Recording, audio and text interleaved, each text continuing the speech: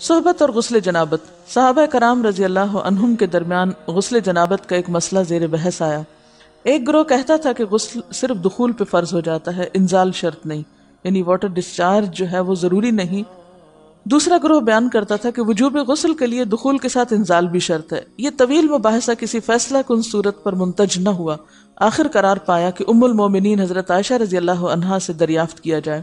حضرت عائشہ نے کہا کہ رسول اللہ صلی اللہ علیہ وسلم نے فرمایا اذا جلس بین شعبها الاربع ومس الختان الختان فقد وجب الغسل. جب مرد عورت کی 4 شاخوں کے درمیان بیٹھ جائے اور اس کا محل ختنہ عورت کے محل ختنہ کے ساتھ مس کرے تو غسل واجب ہو جاتا ہے. تو مسئلہ یہ ثابت ہوا کہ صرف دخول پر ہی مرد اور عورت جنبی ہو جاتے ہیں اور ان پہ غسل واجب ہو جاتا ہے، انزال یعنی منی کا نکلنا شرط نہیں. جنابت کے احکام. وجوب غسل کی حالت کو حالت جنابت کہتے ہیں.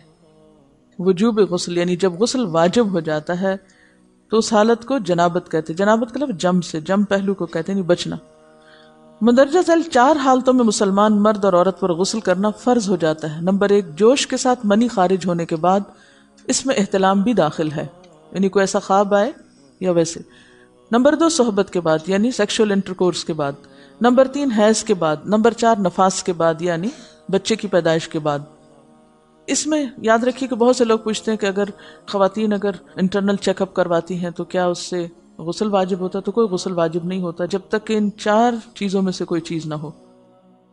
اس میں یاد رکھیے کہ بہت سے لوگ پوچھتے ہیں کہ اگر خواتین انٹرنل چیک اپ کرواتی ہیں تو کیا اس سے غسل واجب ہوتا ہے؟ تو کوئی غسل واجب نہیں ہوتا جب تک کہ ان 4 چیزوں میں سے کوئی چیز نہ ہو.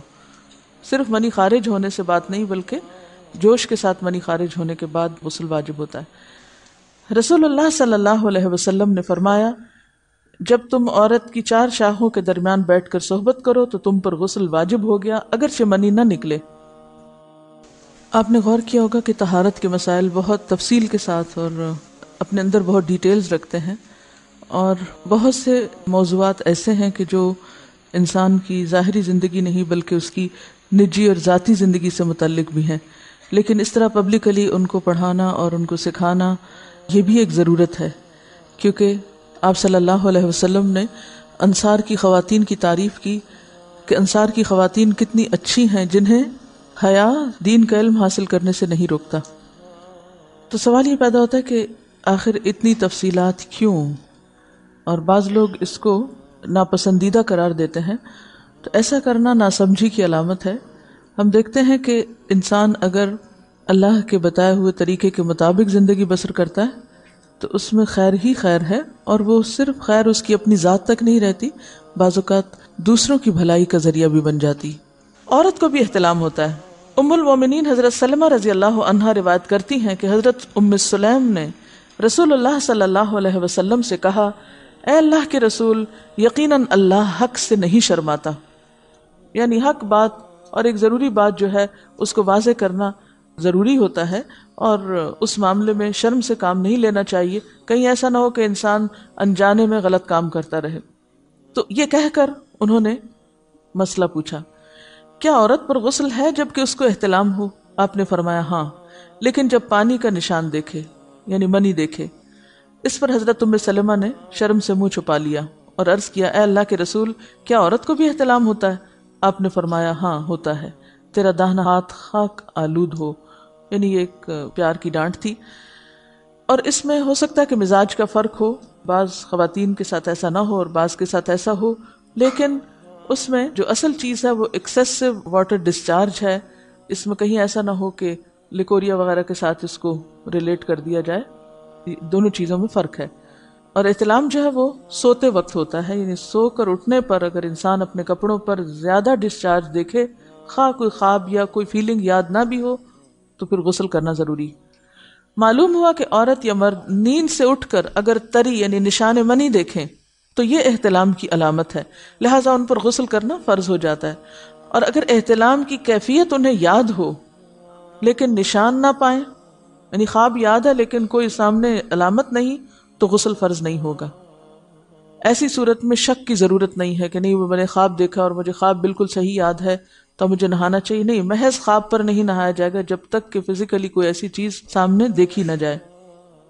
حضرت ام سلمہ روایت کرتی ہیں کہ میں نے کہا اے اللہ کے رسول صلی اللہ علیہ وسلم، میں اپنے سر کے بال خوب مضبوط گوندتی ہوں، کیا میں انہیں غسل جنابت کے وقت کھولا کروں؟ آپ نے فرمایا ان کا کھولنا ضروری نہیں، تیرے لیے یہی کافی ہے کہ 3 لپ پانی اپنے سر پر ڈالے، پھر اپنے سارے بدن پر پانی بہائے، پس تو پاک ہو جائے گی۔ یعنی بالوں کی جڑیں بھیگنا، سکن بھیگنا ضروری ہے، سارے بال کھولنا ضروری نہیں ہے۔ جنبی کے بالوں کا مسئلہ، حضرت عائشہ کو خبر ملی کہ حضرت عبداللہ ابن عمرو عورتوں کو غسل جنابت کے لیے بال کھولنے کا حکم دیتے ہیں۔ فرمانے لگی ابن عمرو پر تعجب ہے، انہوں نے عورتوں کو تکلیف میں ڈال دیا، وہ انہیں سر منڈوانے کا حکم کیوں نہیں دے دیتے؟ یہ حضرت عائشہ کی ڈانٹ تھی، یعنی وہ یہ تو کہنے کہ عورتیں بال کھول کھول کے نہائیں، تو وہ پھر سیدھا یہی کہیں کہ عورتیں بال منڈوا لیں۔ میں اور رسول اللہ صلی اللہ علیہ وسلم ایک ہی برتن میں غسل کرتے، اور میں اپنے بال کھولے بغیر سر پر 3 چلو سے زیادہ پانی نہیں ڈالتی تھی۔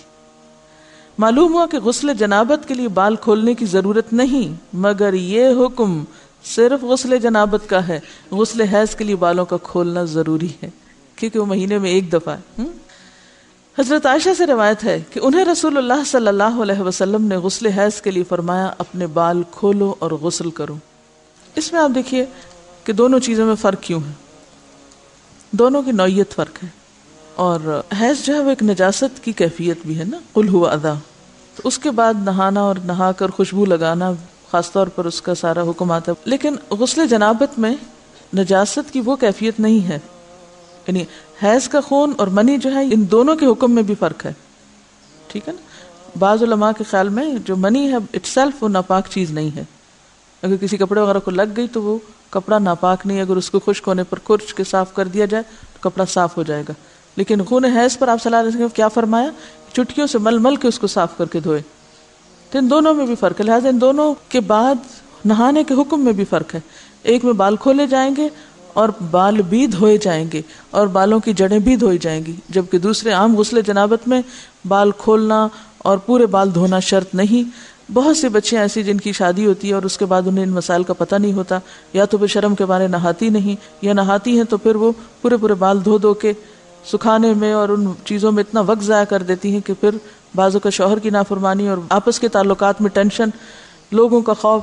تو اگر دین کا صحیح مسئلہ پتہ ہو تو انسان ان تمام مشقتوں سے بچ جاتا ہے اور ایک نارمل روٹین کی لائف گزار سکتا ہے۔ اس میں کیا صرف 3 کپ پانی، 3 لپ پانی، یعنی 3 دفعہ کیونکہ اگر ایک دفعہ ڈالنے سے پوری طرح نہیں بھیگا تو آپ یہ بھی کر سکتے ٹیپ کے آگے سر کر کے، تو ساری اسکن جو ہے سر کی اس کو آپ گیلا کر لیں، پیچھے سے بال جو ہیں اگر لمبے